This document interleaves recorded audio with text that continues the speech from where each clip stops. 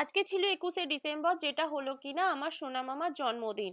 তো আজকের দিনটা আমার মেয়ের কাছে এতটাই একটা আনন্দের দিন। তো ও অনেক ভোর ভোর উঠেছে, আর উঠে ঠিক এইভাবেই বদমাইশি করছে। আর আমি দেখো ভোরবেলা উঠে রান্নার জন্য জোগাড় করছি।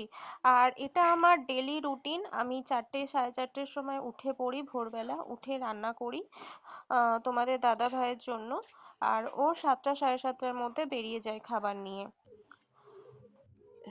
বাবাকে 5 রকম মিষ্টি আনতে বলেছিলাম, কিন্তু যেহেতু আমার মেয়ে 6 বছরের জন্মদিন, তো ওর বাবা 6 রকম মিষ্টি নিয়ে এসছে। দেখো ও ঠাকুরের পুজো করতে চলে এসেছে, ঠাকুরের মালা পাল্টাচ্ছে। আর এদিকে দেখো এই আসনটা, দেখো বন্ধুরা, এই আসনটা আমি বানিয়েছি। আর এই বছরই আমার মেয়ে প্রথম উদ্বোধন করবে। তো বন্ধুরা, আমি একা হাতে সবকিছু রেডি করে জোগাড় করতে অনেক দেরি হয়ে গেছিল, প্রায় তখন 1:30-2টো বাজে। আর আমার মেয়ের তো এত খিদে পেয়েছিল, পুরো অস্থির হয়ে পড়েছিল খিদেতে। উম আর তোমাদের দাদাভাই তো এমনই একটা কাজ করে যে ওর কোনো অকেশনে ছুটি করাই যায় না। তো ও সকালবেলায় ডিউটি চলে গেছিল, এগুলো পুরো আমি সবই একাই করেছি। আর এত সুন্দর করে সাজিয়ে আমার মেয়েকে খেতে বসিয়েছিলাম। তো ও এত আনন্দ পেয়েছিল, ওটাই আমার কাছে সবকিছু।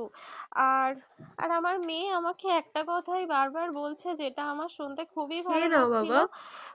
ও বলছে, আমি কি ঠাকুর যে আমাকে ফুল দিয়ে সাজিয়ে আমাকে খেতে বসাচ্ছ?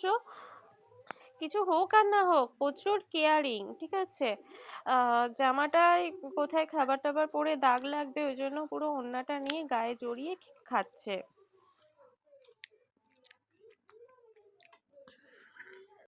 এখন দেখো আমার মেয়ে কেক কাটতে বসেছে। এখন বাজে রাত 11টা, আর এখন ও কেক কাটতে বসেছে। ব্যাপারটা হয়েছিল, ওর বাবার চলে আসার কথা ছিল 8টার সময়, কিন্তু ও আসতে পারেনি, ওকে ছুটি দেয়নি।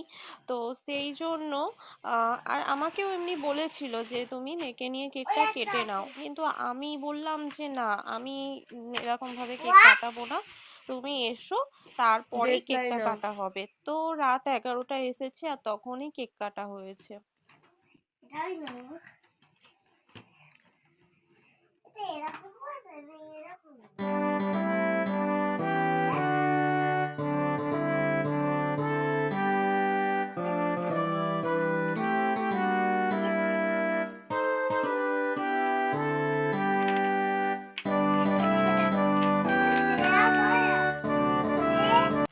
কিছু কিছু মানুষ আছে এরকমই, যে সামনে থেকে দেখায় যে ওর প্রতি প্রচুর ভালোবাসা, প্রচুর টান, কিন্তু আলটিমেটলি সেটা হয় না। আর সেটা বোঝা যায় একমাত্র কিছু কিছু ক্ষেত্রে। আর সেটা বোঝা গেলেও কিছু করার মতো হয় না। বাচ্চার জন্মদিন মানে তার মায়ের কাছে একটা বিশেষ মুহূর্ত। আর সেই দিনটাতে সবাই ব্যস্ত হয়ে থাকতে পারলেও কিন্তু তার মা ব্যস্ত হয়ে থাকতে পারে না।